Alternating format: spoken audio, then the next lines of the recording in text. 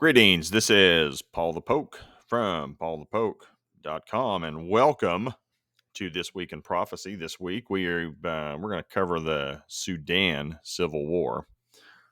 We're not calling it a civil war in the press, but they're fighting like it's a civil war.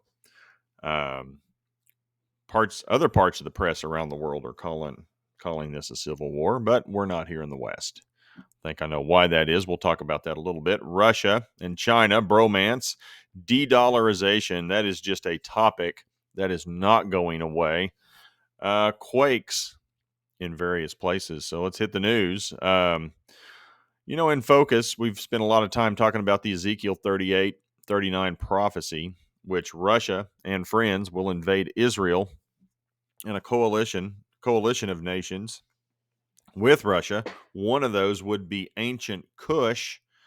That would be arguably modern day Sudan. This is the area, the landmass south in the Nile River, south of Egypt in the Bible, in the Old Testament. Ancient Kush, ancient Put, Libya, that would be west of Egypt, will accompany in this future invasion of Israel, led by Magog, ancient Magog, or modern day Russia. So, lots of questions about who is who in the Sudan conflict, who's backing and supporting who. Starting to see some things drip out. CNN had a piece on it. I'm not going to concentrate on what's being said in the West. I'm going to take a look at this from the standpoint of what Al Monitor is saying. And this is a Arab publication. So these are the folks that are in the area, their perspective of what's going on in their neighborhood. You don't have to agree with it, but at least try to understand where these folks are coming from, how they see the world, how they see events taking place in their region. So again, this is from Al Monitor, independent, trusted coverage of the Middle East, just so you know. Meet Sudan's web of warlords, foreign backers, and their tangled alignments. And so this just covers, okay, so who are the players? Now, his first picture ought to tell you quite a bit. That is Russian Foreign Minister Sergei Lavrov. He is meeting with paramilitary commander Hamedi in Khartoum. And that was 2 months ago. So here are the players. You're going to hear the Sudan Armed Forces, or the SAF, and the Rapid Support Forces, RSF. Those are the two who are fighting, okay? So you have the Sudan Armed Forces and the Rapid Support Forces. Main players: Lieutenant General Mohammed Hameti. He goes by Hameti. You'll see a lot of Hameti in the press. He is the leader of the RSF. Again, the RSF is the Rapid Support Forces. So not exactly government sponsored. And he is the one that has the backing there with Lavrov of Russia. And I've also read some things that the Wagner group out of Russia, paramilitary, private contractors, Russian, are also supporting the RSF and Hameti. Okay, so there's one. Lieutenant General Al-Burhan, Sudan's Minister of Defense and leader of the SAF. Okay, so here's your government-sponsored leader. Both of them, by the way, are lieutenant generals. I don't know if that's the highest rank or if we have any generals over there. Doesn't matter. They're the ones fighting. He is the highest-ranking figure in the Sudan Armed Forces. Believed to be either a member of or influenced by the Kazan, a clan of Islamist Bashir supporters with Muslim Brotherhood roots. Okay, think of Muslim Brotherhood. Erdogan, Turkey, would be that line of thinking, which has kind of been odd with a lot of this. So, you have Russia on the one hand supporting a bunch of separatists and kind of quote rebels or whatever we want to call them in both Sudan and Libya. And then you have Turkey kind of sponsoring the state. And so, that whole relationship hasn't gelled if you will, with Erdogan and Putin. But there's the whole thing is just full of contradictions. It would appear it hasn't come to uh, a coalescence of power with all of these countries yet. But you can see things trending where eventually Scripture says Magog, ancient Magog, is going to assert a leadership position, and eventually we'll get Iran, Turkey, Libya, Sudan on board, and they at least will agree to go, hey, let's go get Israel. They're going to do that along with some proxies. Throw in Iran's going to be with that group. I would say at this point, Russia and Iran appear to be the tightest with their economic, military, political relationship at this point. But we do have activity, in the southern branch, if you will, of this group of countries, which at some point will come against Israel. But they're all in play, and you got all these different countries who eventually will come together. They're in the news. Other Sudanese forces of note, and again, you can click on the link if you want to take a deep dive into this. Take the time to read this. I do not understand local Sudanese politics. Framework Agreement Signatory Coalition, 40 civilian parties and groups signed this. National Congress Party, Justice and Equality Movement, Sudanese People's Liberation Army North, Sudan Liberation Movement Manawi faction, Sudan Liberation. Everybody's liberating something down there, I guess, huh? Movements Al-Nur faction. He's in France. Why'd all these people go to France when they go into exile? Was it Khomeini went into France into exile? Very accepting over there in France. So those are some of the different political groups, if you will. And 1, 2, 3, 4, 5, 6 of those, along with the RSF and the SAF. So you got 8. Oh my. Countries that border Sudan: Egypt, long relationship with the Sudanese military. And then the RSF had captured some Egyptian military folks, which did not help the situation. And again, Libya, they're kind of having their own little internal civil skirmish. Again, same involvement. Obama administration took out Gaddafi. Since then, there's been nothing but discord between Russia-supported group and then a Turkish-supported group. Ethiopia, Chad. So those are the countries that support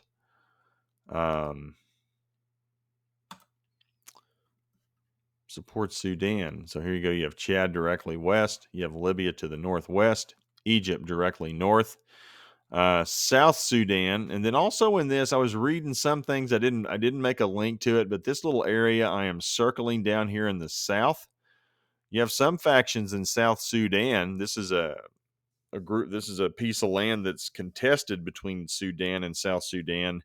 South Sudan has a significant Christian community, and they are encouraging elements of people in South Sudan are encouraging to make a move on this piece of land to take it while there's chaos in Sudan. South Sudan broke away from Sudan because they got tired of all the fighting. Now part of them are like, hey, let's go get it. Let's go fight for that. So it's like, really? Mess. And then regional powers, Saudi Arabia, they've been kind of neutral in this, but they are worth watching. The United Arab Emirates, the UAE, accused of backing Hemeti and the RSF. Of course, money's involved. Given the size and nature of those investments, antagonizing the state institutions would not be strategic for Abu Dhabi. So it makes little sense for the Emirates to push for an armed conflict that could end with the SAF winning. So, anyway, official policy is neutral but leans RSF. China has a history of investments in Sudan. Lots of gold in Sudan, by the way. It's one of, I think, production of gold, one of the biggest producers of gold is Sudan. Russia, of course, is in there. We talked about that. Cooperation between the RSF and the infamous Russian Wagner group. Wagner's all over Africa. Sudanese gold being sold by Hemeti and smuggled to Russia. That's true. Then Russia's firmly on Team Hemeti. But given its state of geopolitical toxicity and its own quagmire of a war in Ukraine, Moscow will not likely be willing or able to realistically offer Hemeti any type of practical support, since it would definitely lead to Western nations to back Burhan and the SAF. Moscow is officially neutral for now, but follow the money. I'm thinking that Russia is probably supporting the RSF. And that would ultimately make sense considering Russia's and Wagner Group's relationship in Africa. They are not supporting established governments. And then the United States, this is the view of the United States from the perspective of Al Monitor. More than any other country, the U.S. administration's lack of proactive approach has fueled the conflict. So, no leadership. The United States is being accused of no leadership on a global scale. The two generals staged the 2021 military coup against the civilian led transitional government. It was widely expected the United States would sanction both generals for their acts against democracy. However, the U.S. government did not seriously consider sanctions on the individuals in the military who conducted the coup. If anything, it led to a clash in the Biden administration between Jeffrey Feltman, the U.S. envoy who favors sanctioning Khartoum's generals, and Molly Fee, the U.S. Assistant Secretary of State for African Affairs. As Foreign Policy reported last year, the U.S. has shied away from such sanctions. So we can't even agree on a policy, as seen by Al Monitor and the press in the Middle East. Sudan is not a priority for the Biden administration, whose entire foreign policy strategy is focused on the war in Ukraine and countering China. Well, I'd agree with that assessment. That's pretty fair. So, and we're stepping out of there. We're going to get to that next.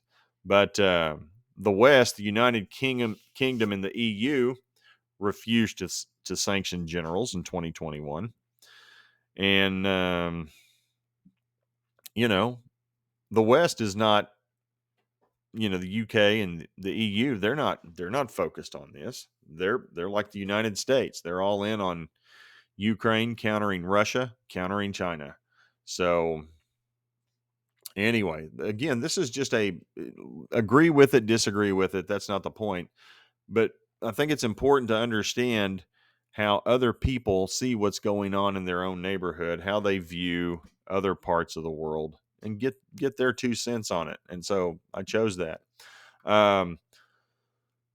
Which takes us back to the U.S. Embassy out of Khartoum. We have this. Today, on my orders, this is from Ad POTUS, President Biden.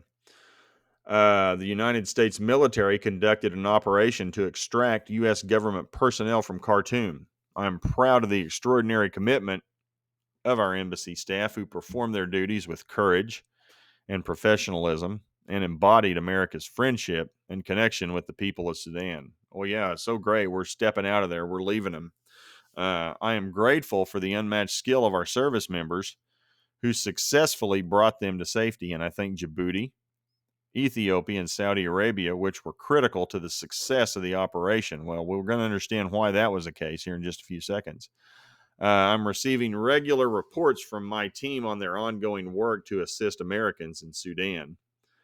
To the extent possible, we are also working closely with our allies and partners in this effort. Now, what he's not saying and what's not being reported by the Biden administration, and frankly, our press in the United States, we have roughly 16,000 citizens in Sudan. And that number has been very consistent from multiple outlets. So there's 16,000 Americans over there that they're not helping out. They're not taking out of all this violence. Back to the POTUS's comments. This tragic violence in Sudan has already cost the lives of hundreds of innocent civilians. It's unconscionable and it must stop. The belligerent parties must implement an immediate and unconditional ceasefire, allow unhindered humanitarian access, and respect the will of the people of Sudan. We are temporarily suspending operations at the U.S. Embassy in Sudan, but our commitment to the Sudanese people and the future they want for themselves is unending. Well, okay. But we're leaving. Good luck, y'all. And I guess it was today this was announced. Susan Rice has been fired or is leaving the Biden administration. Not sure what's going on there, but that happened. Rough day over there. Here's a list of countries evacuating or evacuated their embassies: Saudi Arabia, the United States, France, Britain, Turkey, Germany, Italy, Greece, Netherlands, China, Japan, South Korea, Indonesia, Jordan, Iraq, Lebanon, and Libya. They've left. They're out of there. You want to read more about this? Here's the article again from Al Monitor. And this breaks this down too, as far as to how many people are actually left, how many citizens have been removed from these embassies, or how many citizens remain in Sudan. I won't go into those details, but if you want to, it's a resource to check this out. Again, all links will be provided. And then quietly, this is not being reported anywhere. In fact, I stumbled upon this. I've not heard this or seen this anywhere. President Biden enacts the War Powers Resolution. This is from Public Law 93-148. I'm not making this up. Here is the website at whitehouse.gov. Dear Mr. Speaker, dear Madam President, at my direction, United States Armed Forces personnel have conducted an operation to evacuate United States personnel and others from Khartoum, Sudan, in response to the deteriorating security situation in Sudan. To conduct and support this operation, United States Armed Forces personnel with appropriate combat equipment deployed to Djibouti, Ethiopia, and Sudan. United States Armed Forces personnel will remain deployed in Djibouti to protect the United States personnel and others until the security situation no longer requires their presence and additional forces are prepared to deploy to the region if required. So let's get a good look at what we're talking about. So Djibouti here, Ethiopia, we're talking about countries to the south and east of Sudan. So don't worry about it. This is just a regional thing that we're talking about. We're not looking for this to expand. We're only enacting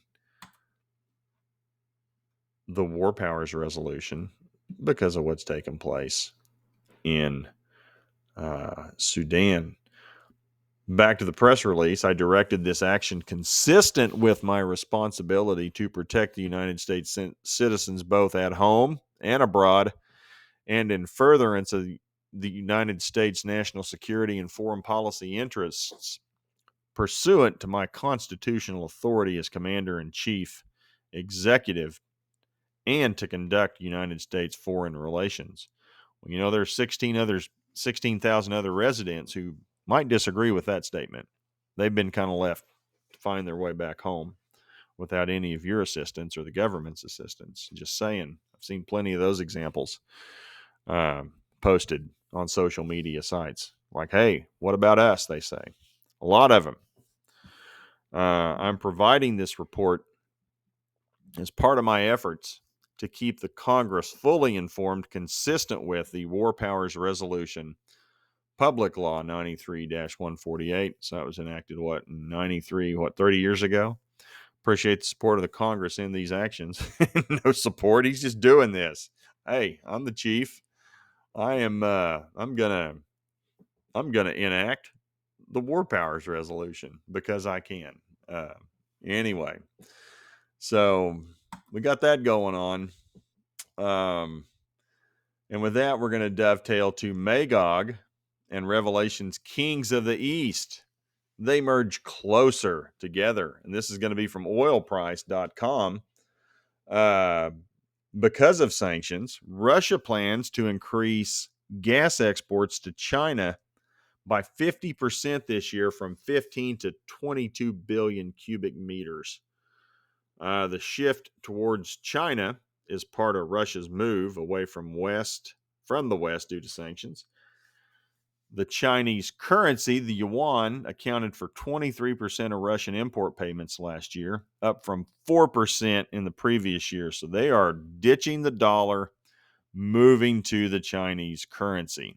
Here's a comment from Alexander Novak, Russian Deputy Prime Minister. The yuan and ruble are in high demand, so that vector will continue. China already pays in yuan for gas and partially for oil. There are settlements in the ruble as well. So you want to check that out? Go to oilprice.com. We got a link for that as well. And it's pretty much, this is from Arena Slav with oilprice.com. Here are the highlights, which we cut and pasted for everybody. Provided a link for those of you who want to drill down on this. Bad pun intended. Little video as well. Talks about, now this is plans to expand the Power of Siberia with a twin pipeline, Power of Siberia 2, with a view of boosting gas supplies to China. So they're just going to build another pipeline right next to the first one, kind of like they did with Nord Stream. And now both of those have been rendered ineffective. Little thoughts, you might want to maybe spread them out a little further from each other. I don't know. Russia was receiving more yuan payments for its oil and gas exports and selling more oil and gas for rubles. The trend is part of what effectively amounts to a divorce between Russia and the West. I disagree with that. At some point, Russia will come back. They have way too much infrastructure dedicated to going west to Europe. They're going to want that business back at some point. And I think that's the hook that brings them into Israel, because once Israel starts cutting into what would have been their profits, they're not going to like it. And that's slowly starting to happen. We got that gas and oil and energy coming online from out of the Eastern Mediterranean, being shipped to, in some places, to Cyprus.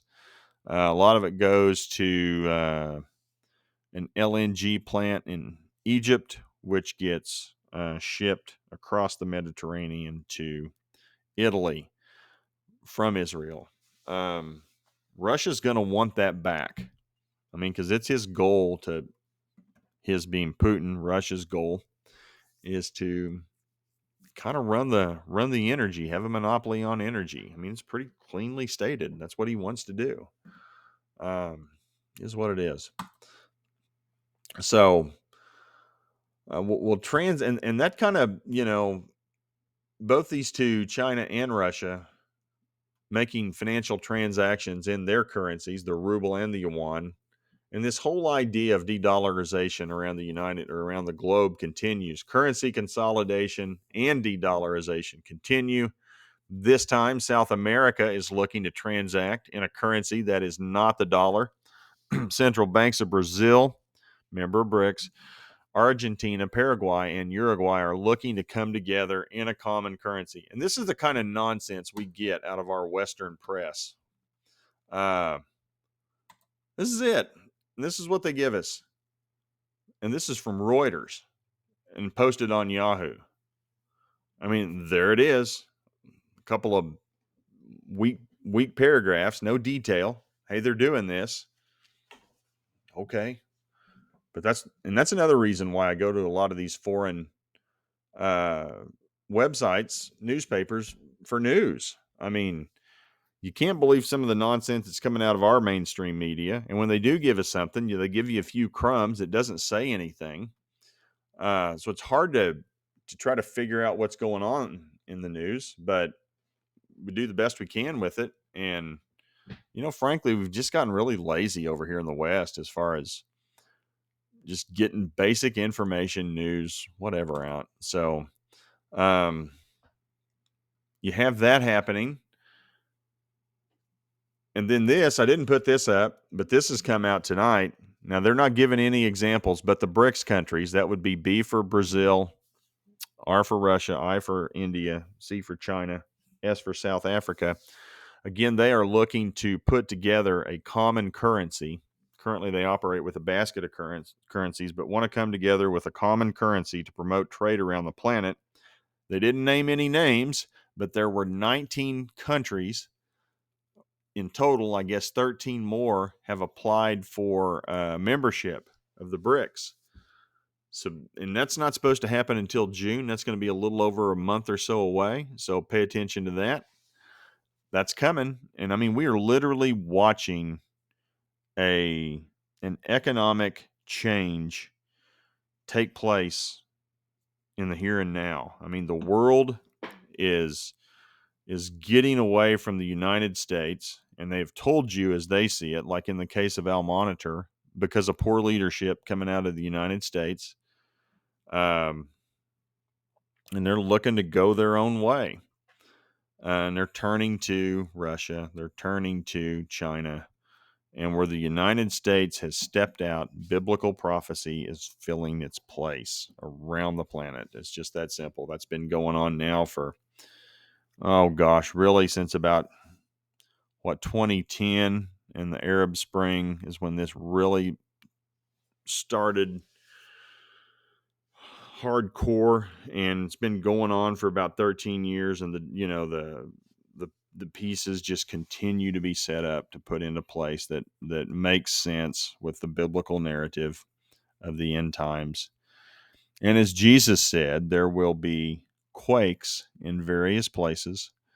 Planet Earth has experienced a couple of 7.1 to 7.3 earthquakes over the past 2 days. We'll take a look at that. One of those was over here north of New Zealand. I believe that one right there, 7.1. Kermadec Islands would be my guess on pronunciation. Had a 7.1 to 7. Well, they say USGS says 7.1. Other agencies are saying up to 7.3.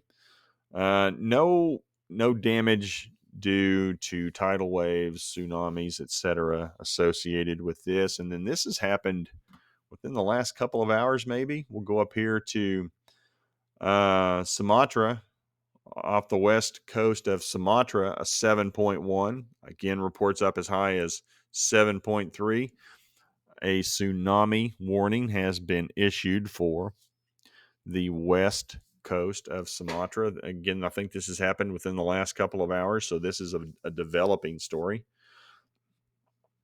from western Indonesia. And there you have it. So that's the latest here in prophecy on planet Earth. And for those of you follow along, appreciate all the comments, taking the time to listen, watch, share with others. Much appreciated. Please keep doing that. This is growing. Have more people check in all the time. And the idea is we are looking at current events through the lens of biblical prophecy. How does this line up with what the Bible say? And are we in the time that the Bible describes leading up to the second coming of Jesus Christ? And I would argue, yes, we are. But make that up for your own self, in your own mind. Please feel free to share with others. Here's some of the topics we have, categories. If you're interested in these things, you can look up under all these, click on these links. You can read news related to China, a bunch of blogs around Christmas, the Antichrist, angels, um, fall feasts. We follow the feast pretty closely just because it's part of the law. Jesus fulfilled those to the day in the spring, and I'm of the opinion the fall ones have yet to be fulfilled, and that will take place at the time of his second coming. So, but you can see some of the things. We got a whole bunch of stuff. We've been doing this since 2010, and appreciate everybody following along. Wishing you the best. Something breaks, we'll put it up there for you. Talk to you later. Bye.